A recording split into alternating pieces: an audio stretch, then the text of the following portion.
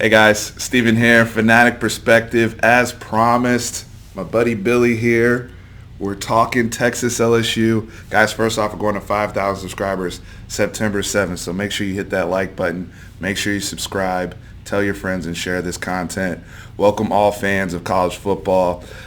Billy, thank you for joining me today and sitting here and talking ball. Absolutely, man. Thanks for having me. We've been discussing this for, a year now, maybe even a little longer. I know. We're getting kind of just the way it didn't work out, but we had to get in front of each other before this game, and thanks for having me on, and let's have a good time today. For sure. Guys, by the way, we have a lot of people traveling into Austin this week, right? And so we want to make sure that, we share our hospitality, make sure they have a good experience. Make sure the guys that are coming in to the Austin Bergstrom Airport, make sure you pick up your copy of Horns Illustrated. We had a great interview with their team a couple weeks ago now, and it's an awesome 25th anniversary issue. There's going to be some coverage in there just of all the teams we play, so LSU fans as well. Just a collector's copy. I think you were the one that said it's a destination game, and I like that. Absolutely. I think any time that you can put two programs, two colleges that are respected like LSU and Texas, and then the opportunity for people from Baton Rouge or wherever they're from to come to Austin and enjoy a game. It's a destination. It truly is. You can make a long weekend out of it and really enjoy some things that you never had. A lot of cool stuff to do. Yeah. A lot of cool stuff to do in Austin. So let's jump into it, man. Y'all look good. We look good. Week 1, no scares. No. Although before we get into the Georgia Southern game, we did just receive some news about Jordan Whittington's injury, sports hernia. He's going to have to go to Philadelphia and have surgery. I believe they said 4 to 6 weeks, which is really, really tough for us. We'll get into the ramifications of that, but just wanted to get that out front. At the time we're taping this, right after Tom Herman's press conference where he announced it. Yeah. Tough loss, and me and you were chatting about that. But Georgia Southern, real dominant victory, debut of the new offense. Thoughts? Like I told you earlier, A+. And you're not really going to hear me ever say that, but considering what we were looking for as a program and as for individuals like yourself, kind of just seeing what we're made of with this new offense, efficient, productive, and everybody touched the ball. And that keeps people happy. It keeps the chain moving, and you keep pushing it. Everybody's pushing each other. The competition is high during the game, and it's high during practice. And I just think that that's what leads to success. And so on offense, A+ are where we've been. Now, obviously, we have to get better because that was Georgia Southern. Sure. But we're just talking what we wanted to see and where we are as an offense compared to the prior 10 to 15 years. A+. Right. Okay. Right. Defense, I think they go without being said much. Because they're that good this year. They really are. Special teams, we missed one kick. I think it was a 49-yarder, which is understandable, but he made 2. So overall, and he's a freshman kicker. Correct. Overall, I think it's A+, and more than A+ for the offense. Mm-hmm. That's what I wanted to see. That's what everybody wanted to see. Just what it was going to look like. That's what everybody's been talking about when it comes to LSU. Right. And we just want to see what it looked like. If it was true that right. We were going to spread them out in 3 receiver sets, we were in it the whole game. Run that tempo. Yeah, Absolutely. 4 receiver, 3, 4 receiver sets all game. It was good to see. Right. Now, that's the first game, and for what we were looking for, that's why I gave it the high grade. We'll see this week where we really stand. There you go. And we'll get into that. There you go. Yeah. So I just from a Louisiana Tech standpoint, and I chimed in on this as well. I was very pleased with our performance. We showed, I think, some of that same efficiency. We were talking about like the lack of penalties, mm-hmm. right? Offensively we were clean as well, right? Didn't really have too many penalties. Everybody at this point knows about our running back depth, so we kind of, supplemented that with a lot of our screen game, getting the ball out in space to the guys like Devin Duvernay and letting them run after catch. We didn't work Keontae Ingram too much. He only had 11 carries, but they were effective 11 carries, right? 70-something plus yards, a touchdown, breaking tackles, looked healthy. Absolutely. Didn't have to run the quarterback too much, which is something else we're going to get into. But overall, it was a clean game. I think the hole for us that everyone's kind of coming out talking about is the cornerback position. I thought our starter, Jalen Green, played very well, but on the opposite side of him, there were some struggles there. Now, considering the opponent, Louisiana Tech does move the ball. Y'all played them last year. That same receiver that gave us 130 yards, I think had 100 on yard, close to it, or 90. Well, they spread it out a little bit against us. We kind of held him in check, but it was just overall their underneath stuff they were hammering right. And they didn't have a run game, so their run game is their screen game. Yeah. So the yards are kind of they're skewed. They're skewed. Exactly. But I mean, honestly, getting into the matchup that's coming between the two of us, right? You guys heading into Austin. This will be your second game in the new offense. Correct. And Joe Burrow, I call Steve Harrington from Stranger Things because they look alike. Okay. No shade. That's a fair assessment. I like it. But my man Joe coming out, this is kind of the offense that he grew up running, right, high school wise, and they were talking about his dad, who was a defensive coordinator, who's taking the year off, and everybody's all hands on deck on this. How do you think you guys are going to look coming into Texas against the Todd Orlando defense that you watch a lot of Texas, so you're very familiar with how blitz heavy we are. Just talk about the matchup there, and we can kind of chime in. Yeah, absolutely. And one thing before we get too deep is I try to give a blinders off opinion. All right, fair assessment, weaknesses, and where we're good at. Okay, and so I try to look at it as even as possible. Obviously, we all have our fandom, and we absolutely should, all right? But I try to look at it as, hey, what's it really going to shape out and look like? Our offense, we still do a lot of the tendencies we were doing as far as running the ball. Now we're just, we are getting our athletes in open space now a lot more instead of just running it down your throat, which is effective against 90% of the teams, but if the talent is equal or better, you end up losing those games most of the time, right? Yeah. As far as the offense against the defense, I know he's going to bring a lot of looks. We're fortunate enough to know that we have a D coordinator that brings a lot of looks as well in different scenarios and blitzes. I think we'll be prepared. I think the question is, and we discussed this, is what's our offensive line, how they're going to look, how they're going to hold up. That's the question. And we'll see. We don't know yet. We know they did a great job at Georgia Southern. You can only do against the team you're playing against. No disrespect to Georgia Southern. Not at all. Georgia Southern. Yeah, right. I mean, we looked sharp. I don't care who it was that game. They were going to be in some mad trouble. But it's first game. It's at home. It's comfortable. We're on the road, okay? Got to play that into a part as well. It's going to be loud, right? And going to have to communicate. You got to. It's first game on the road, new offense. Communication's key. Now, the good thing about it is most of our players that start now have already, they were last year's starters as well. So they've been on the road. They learned some things.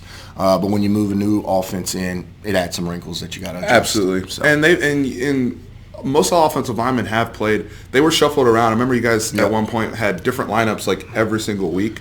But now kind of having this ability within that offense is key. Now, I will say from our vantage point, this is what we do in terms of the Big 12 and the spread offense. Right. This is what we hired and paid Todd Orlando so much money to defend these type of offenses, because we're going to see this a lot, in terms of what you guys are going to deploy against us a lot in the Big 12, right? Right. So from a schematic standpoint, I do think he's going to try to, his whole philosophy, and shout out to my boy Brandon, who was kind of helping me understand this when we were talking during the game. His whole philosophy is based under pressure. Absolutely. Generating pressure, and it doesn't just come from, hey, I'm going to try to get pressure at my front four. It's how chaotic can I make things look, not just for the quarterback, but for the offensive line. Does everyone know who they're picking up? Maybe that tailback's supposed to stay in and chip a guy that's coming in late on a delayed blitz. Maybe we give you a look where he's then backs up and goes into a cloud, right? So just showing those those looks and things, I think it's going to try to throw you guys off a little bit. And something the other thing I will say with this in terms of moving to the spread, if it was easy, everyone would do it, right? Correct. One of the things with the spread is sometimes you can lose a little bit of that physicality. Absolutely. You can lose some of that physicality, and it's a tempo-based offense. So if you have that quick 3 and out, that starts to affect your defense, right? Because the time possession game comes into effect, and I've seen that us have success against that, trying to slow it down, because you can't. When you have the athletes you guys have, and the quarterback knows what he's doing, you're not going to stop it. Right. But it's the point is trying to slow it down and make the clock run and those type of things. And honestly, I see a lot of similarities between what we've been doing and what you guys did. You talked about getting it out to the back, in space, getting the ball out to the athletes. Guys, that was a lot of what we did against Louisiana Tech. So I think we mirror each other in a lot of ways. Absolutely. I agree. I think that we're a little more still pro style mixed in. I think this pro style is gradually changing to a little bit of the RPO mixed into that pro style, and getting people in space. But I do think at times we're probably going to line it up and get in the I formation, and we're gonna in certain situations just to impose a will, and I think that's gonna happen sometimes. Not as often as we used to. Okay, sure. It's not gonna be the first down, 2 downs of every series or every new first down. That's not gonna happen. But there's gonna be times we're still gonna get in that. Here it is. Can you stop? Try to assert your will. Yeah. Absolutely. And it's not about trying to trick you. No, we're coming down there. We're gonna execute. Right. And so there will be times with that, and that's where, if we can be successful at that, we'll limit that pressure at times, okay? Because we're putting bodies on things, and then next thing you know, the safeties begin to creep, and, a lot of things change. But as far as y'all's defense, I do know that the 400 yards is a high number for my liking if I was a Texas fan against Louisiana Tech. They did the same thing to us last year, so that's why I don't put too much. But it is concerning, obviously, and we talked about it. So we'll see. Our offense is still a question, to be honest, Steve. I mean, there's still a question, bro. We haven't played anybody yet, so I can say, hey, look, this is what we're going to be doing for sure.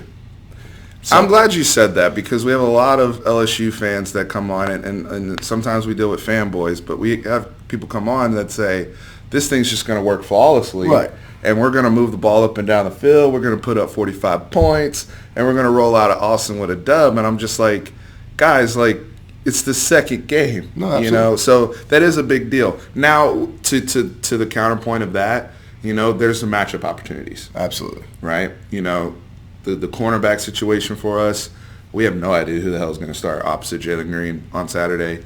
That's probably going to get determined in practice, whether it's Anthony Cook or Deshaun Jameson at this point. I'm sure Kobe Boyce might be the odd man out. But, there's one of those guys is going to have to deal with Terrace Marshall, Chase, Jefferson, who's also playing a lot more in the slot now. You saw him catch a touchdown on the RPO action that they did with Joe Burrow, which is funny because, again, the similarities. We added RPO this year, and we hit on one to Jake Smith. So it's there's a lot. It's going to be a chess match in a lot of ways. I even think that your offense is bringing it back to more of the RPO. I think you want to go that direction. I do think that the spread, like you touched on, if you get too caught up in running the spread, your physicality disappears. And there's games and throughout the season you're going to lose just by not being physical the entire game. So what I think our focus is, and this is just my thoughts, my opinion, we'll see. They've only played one game, is we still want to make sure we're physical on the line of scrimmage, but the RPO and then the 3-receiver to 4-receiver sets open up so many different avenues now. That's my early thoughts. Gotcha. So the flip side of this is the Texas offense versus the LSU defense. I think that's one of the premier matchups we're going to see in the country, right? Absolutely. Because you have a very good Texas offense with a Heisman candidate going against an elite LSU defense with a guy in a Grant Delpit who many people think is going to be a top 10 player in the NFL draft. Your boy Rashard Lawrence coming back. Yep. All 3 levels. I really we don't know what the situation is with your boy Divinity. But I like what I saw from Queen. and then Kalavian Chason, and we'll get into his comments in a little bit. But all three levels, that effectiveness. Now the issue with us, and I'll start, the Jordan Whittington situation. We're down to 2 backs, and one of them was a quarterback 2 weeks ago. Yeah. So, without being said, I guess you guys know where I'm going. Sam Ehlinger is probably going to be in the realm of somewhere between 15 and 20 carries at this point. And it's going to have to be a throwback Florida Tim Tebow type of deal where not only is Keontae Ingram probably going to be 20-plus, hopefully. And I say 20-plus because that's people are going to say, oh, that's 40 run attempts. Hopefully that means we have possession of the football in order to get those carries and touches in. He was over 20 carries, I believe, in the Georgia game in the Sugar Bowl where he was able to run his quarterback power stuff and it allowed us to be physical with the extra blocker. So we know we like to do that, and those are plays we execute very well. But what's the price that we'll pay? That's the big, big question. I mean, we discussed it earlier, and this is my point I brought up to a lot of Texas fans in general, and this has nothing to do with who wins the game or any of that. This is just because I look at it, I'm like, all right, if this is my team, this will be a concern because you have a quarterback who you have to have for your 12 games this year. Okay, you need him, right? We know that. Very talented. Guy's a baller. Straight up. Tough. Him and Joe Burrow remind me a lot of each other. Okay, I like them really, both of them a lot. Tough guys. They just want to go out there and win. Okay. And they'll do whatever it takes. That's it. Okay. And so y'all saw Sam Ehlinger running downfield trying to run block in the third quarter. I mean, the guy's tough. We know that. And so I look at that and I'm like, all right, what you said is what is the price that you want to pay? Okay. So you say, we discussed you want to win this game, but do you want to run Ehlinger 20 times? And you sit back and say, well, yeah, we want to win the game. Okay. Well, if you get out of this game with the W, but your quarterback is hurt or nicked up, and this causes him to be in this way the whole entire year. Where it's a back and forth. Is it worth winning that game because you ran him the extra 5 times or 10 times? Or is it worth saying, hey, we got to use our running backs here. We need to give him a break because we have 10 other games, hopefully 13, 14, 15 more games. And if he's hurt, we're not going to be the team that we hope to be. So it's an interesting deal. We know what's going to happen.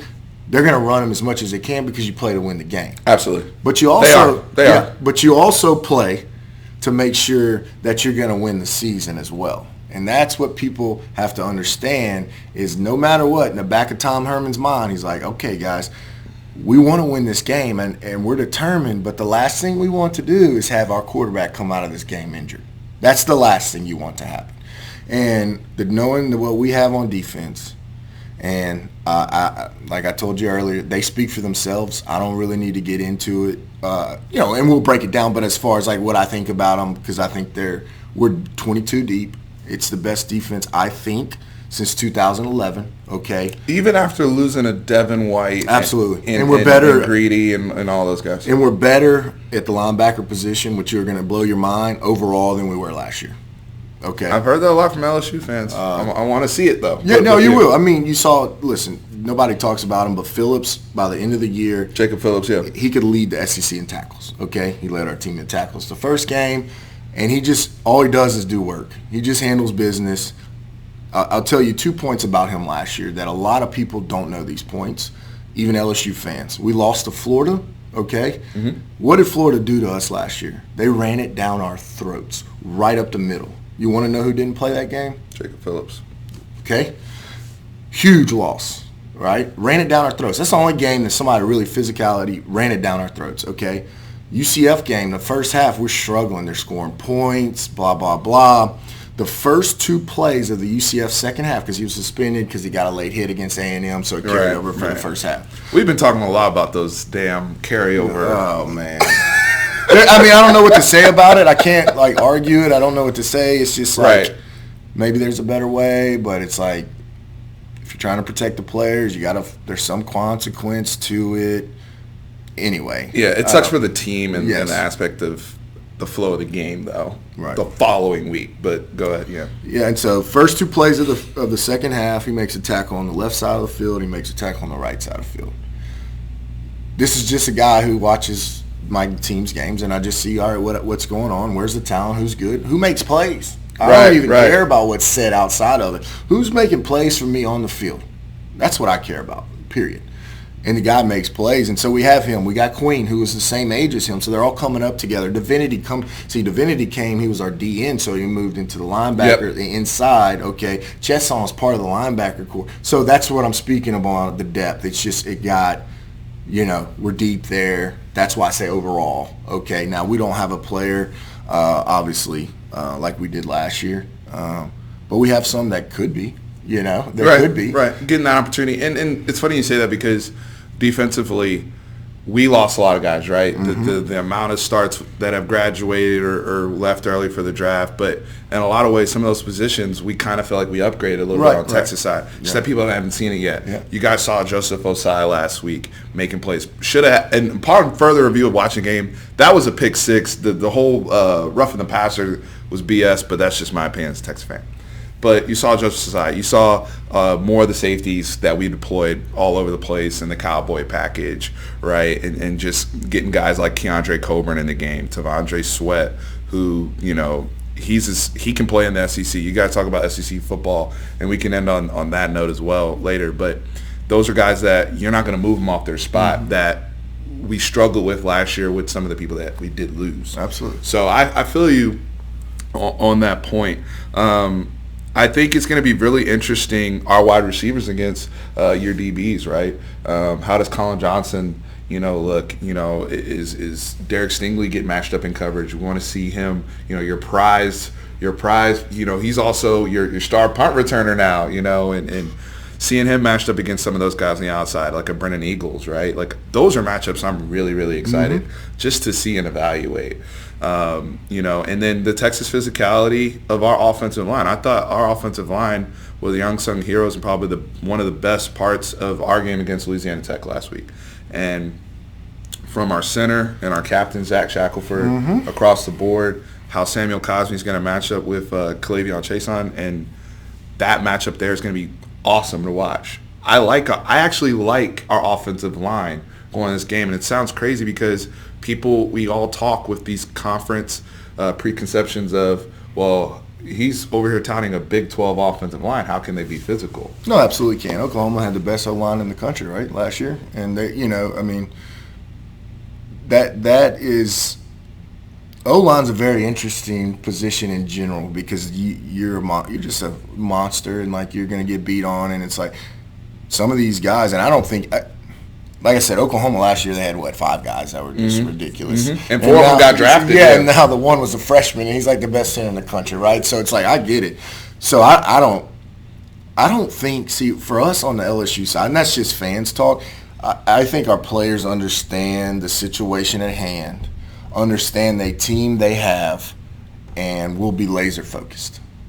And that's my thoughts on it as far as the team. Now the fans, both sides, whatever, we're fans, we're having fun with it, right? That's the point. But I do think, because we haven't mentioned Jacoby Stevens either, who is moved into that, I guess they call it the hybrid linebacker spot. He starts safety, but he's in the box the whole time. Kind of like a rover. Yeah, he can cover whoever you want him to cover. He was that's a 5-star, and we moved him over from, that's another guy that just, Delpit now. Those 2 guys run, and then you got, Fulton over here as a corner. If he doesn't get hurt, probably the last 4 games of the year, he might be a late first-round, early second-round pick last year, and by getting hurt, obviously I don't want anybody to get hurt, but we got him back this year because he feels he can be a first-round pick. And we expect him to match up right off the bat with Colin. Yeah, absolutely. Well, Duvernay looked good the other night. He did. He looked really good. I got to watch a little bit because we had the 6:30 out of 7, so there were some opportunities through halftime and just flipping channels that he looked good. He'll match up with the speedster that we got, number 5, who is our slot, and then the young kid will be out on the other side. So just in general, and before we get into the conference conversation, because on this channel we get a lot of, different fans, a lot of SEC fans, SEC versus everybody else, and that whole conversation. When we were talking, just chatting back and forth, texting and all that, it was like, we've had so many similarities in our programs. Absolutely. That we haven't, talked about. the coaching changes, right? You guys at one point had Tom Herman almost getting ready to sign the contract. Right. Then he ends up in Texas. The recruiting battles. Just talk about like how big of a recruiting opportunity, just the kind of similarities, even with the quarterback stuff. Yeah, I mean, it's pretty interesting because, I mean, we're at T-3 hours since Herman had his press conference, and where he talked about he recruited Joe Burrow. He's the one that offered him a scholarship, has a lot of history with him, right, from Ohio State. So, yeah, I mean, and then Ellen, just the way that whole situation is. Also, we call him Chesson down in the bayou, There you go. He's from the Houston area, but he's having a little bit of words with Sam. But hey, you know what? Those guys know each other from playing sports, I'm sure, their whole lives against each other. They matched up against each other in the state championship game. Yeah. Where Chase and I got the better end of Sam. And honestly, guys, like, it's trash talk. I don't think he, and to your point about it was like a backhanded compliment, right? He can run, but he's inconsistent as a thrower. Yeah. But then we also have Texas fans that come on and talk about the deep balls that Sam misses all the time. So, I mean, it's just, I get it. I don't want to hear somebody else say it. Well, absolutely. It's one of those things where I'll call you out your name in my own house that's inside of our family, but I don't want to hear somebody outside the family saying those things. Well, I would just think this is the difference this is just me, but like they played against each other. These guys have been playing before. It's not just like some random guy from New Orleans that plays on our team is talking about Sam Elliott. Right, that's a good point. That's the Texans, difference. Yeah, there's a connection there. They played against each other there. Whatever. They're having a little fun. He actually has played against them, so he's not just... It's not a Terry Bradshaw. Yeah, just talking about somebody who doesn't even know anything about. Okay, like, what? Excuse me? And so that's, I think, hey, look, it's innocent fun. And nowadays, the world we live in, we're every day looking for the next controversial piece instead of, just saying it is what it is. I mean, they know each other. He's talking a little trash to him. Mm-hmm. That's fine.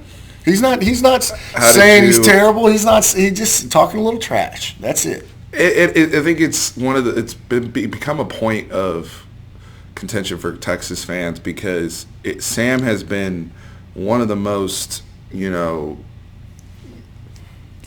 picked on guys. Well, he did this for a while. But I mean, he did have 41 touchdowns and stabilized, right? And was one of the better quarterbacks down the stretch. And then even starting off week 1, 4 touchdowns and was outstanding. But, he's been one of the more scrutinized players in the country.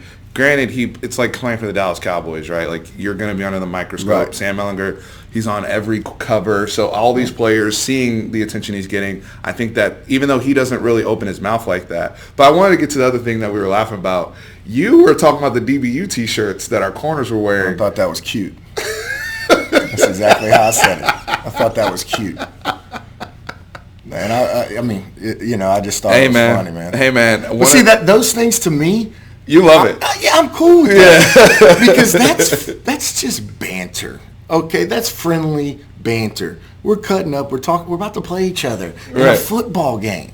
It's the way it works. Right. And those subtle little. Yeah. That's what Chesson said. And it's just the way it is. It's fun. Your guys had their. It's all good. There's only one DBU. Yeah. The back and. I mean, the thing is, me and you, like, we'll sit there.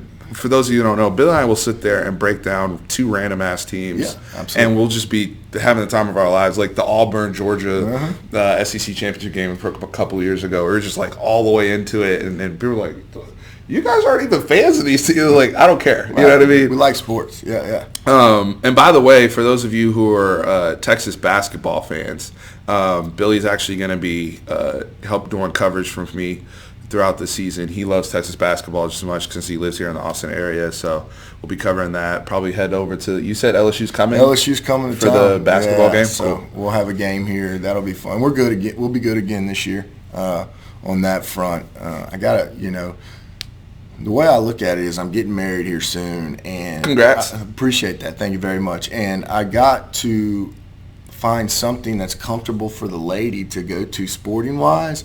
And what's better than an indoor facility? My wife loves UT baskall games. It's indoor. It's easy, in and out. So we go to a lot of them. Okay, and I love sports.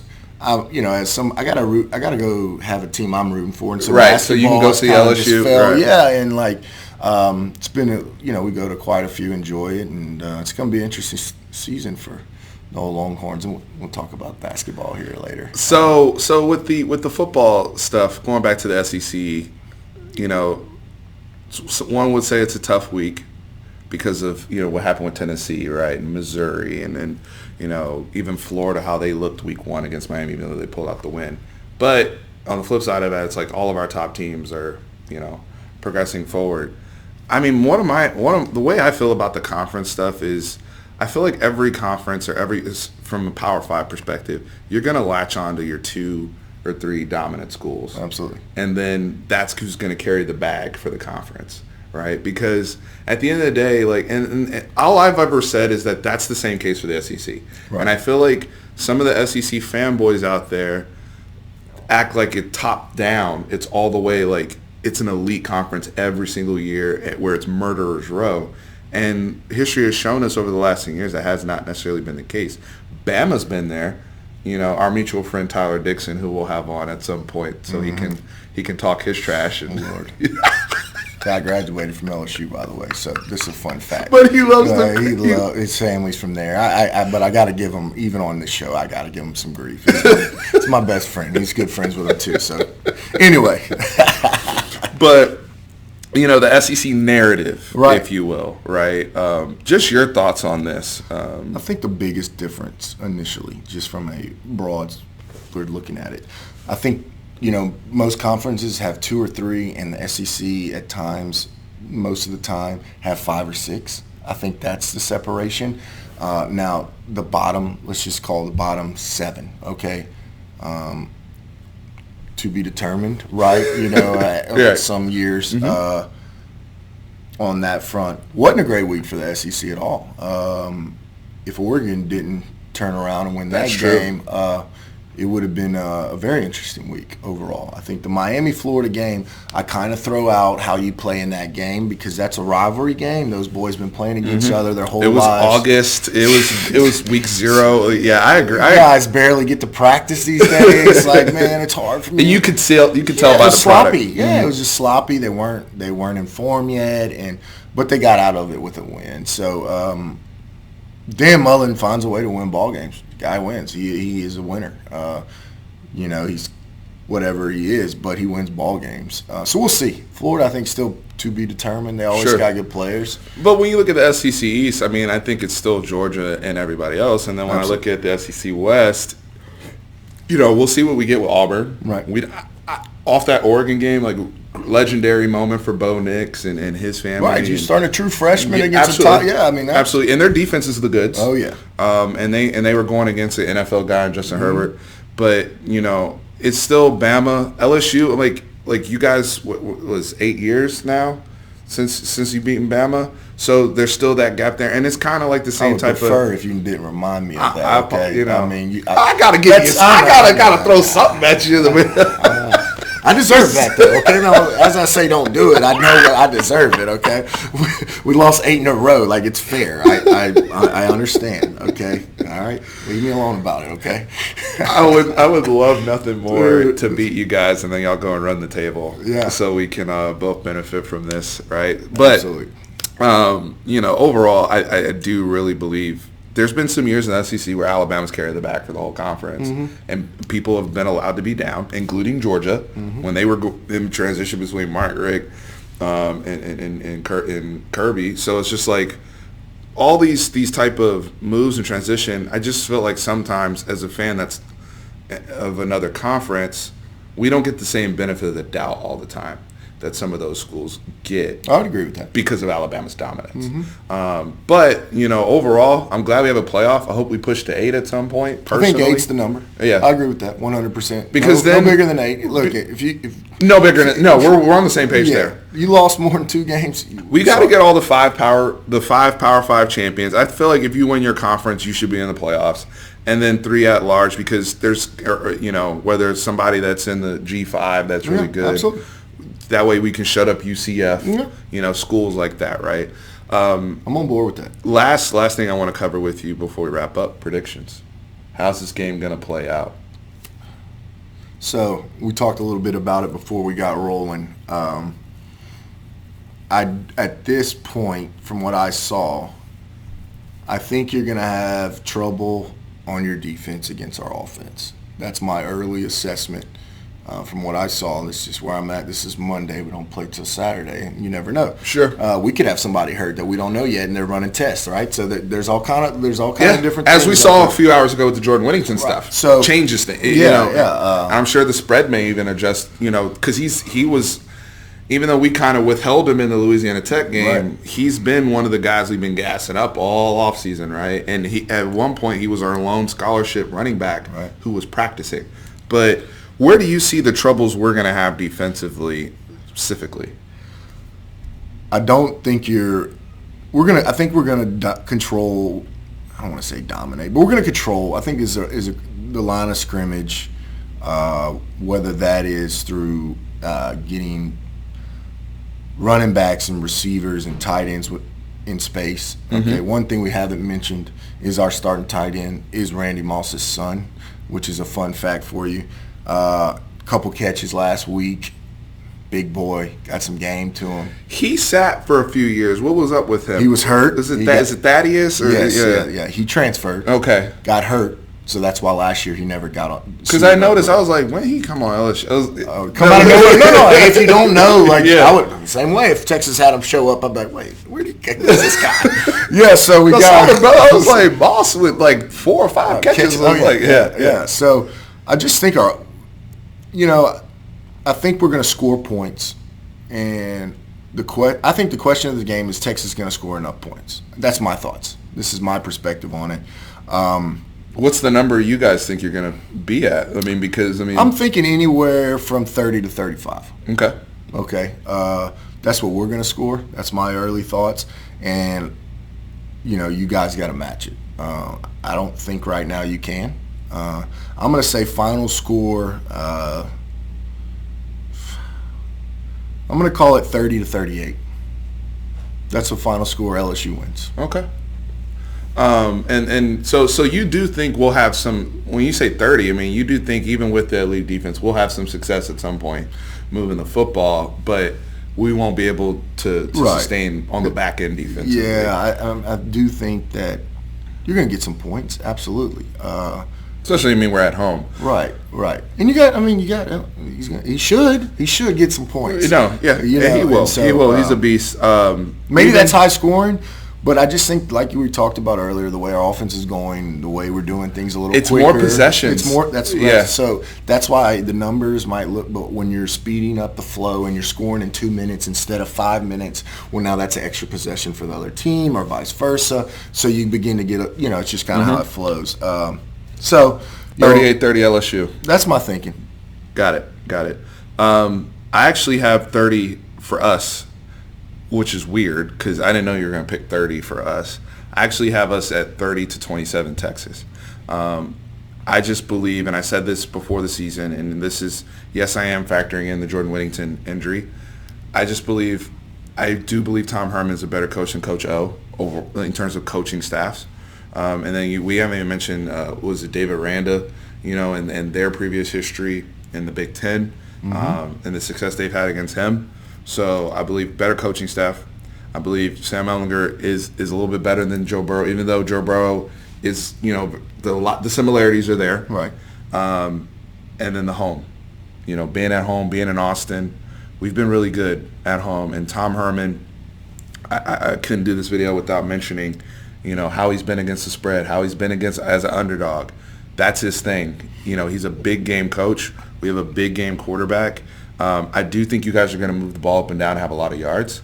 I think we're going to have more of like a bend, don't break type of, deal. And I think we're going to kick some field goals too, because for us to have 30, I think we're going to have 3 field goals in there.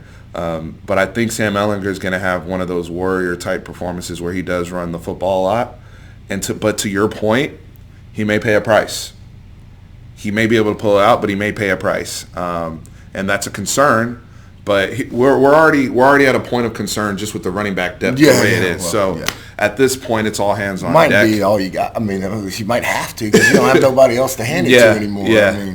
And I love Rashawn Johnson, the effort he put up, and shout out to him and for moving over. But it's a lot different moving over to yeah. LSU when you've only been playing running back for so long. And, but again, I have 30-27 Texas. You have 38-30 LSU. You guys let us know in the comments what you think. Absolutely. And I think we should do this again week after. I'm in. Just to have a little recap. Yeah, Let's talk. That way we can really break down what we saw, because we're very analytical when it comes to, okay, here's the tape, what happened, right, let's go through it. Well, and I think that this is going to pretty much not dictate, but it's going to lead us to the future, both sides, right? Okay, so if the game's close and how it's viewed by the committee, right, that's a good point. Could be a play-in game, right, of some sort. That's a good point.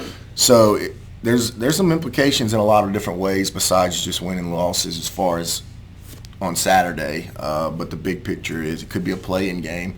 Looking back on it, okay, we don't know, but there's some things in there, and I'd love to sit down and talk to you when I got my chest real big. It's gonna be a good day. Hey man. So man.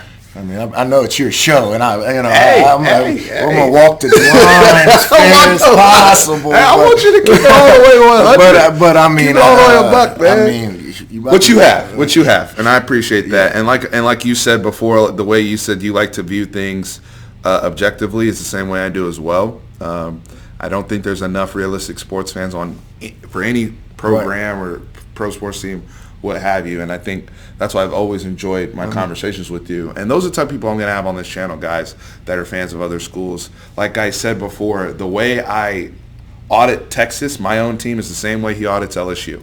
Same way Brandon audited Texas A&M. So those are the type of fans we'll have on this channel. I don't know how objective Tyler can be with Alabama. Well, you don't have to be objective when you're in the finals every year. The Alabama Invitational. Yeah, you don't have. There's nothing to really. That's the problem. Is they're so spoiled that there's not much to talk about. They're bored. Yeah. I asked him if he was watching the Duke game, and he was like, "Meh." Some of it. Yeah. Meh. Whoa, man. Billy, I appreciate you. Yeah, man. thank you for having me. Thank you, guys. Appreciate it. Yeah. Always up. Guys, thanks for joining us. Yeah. Thank you.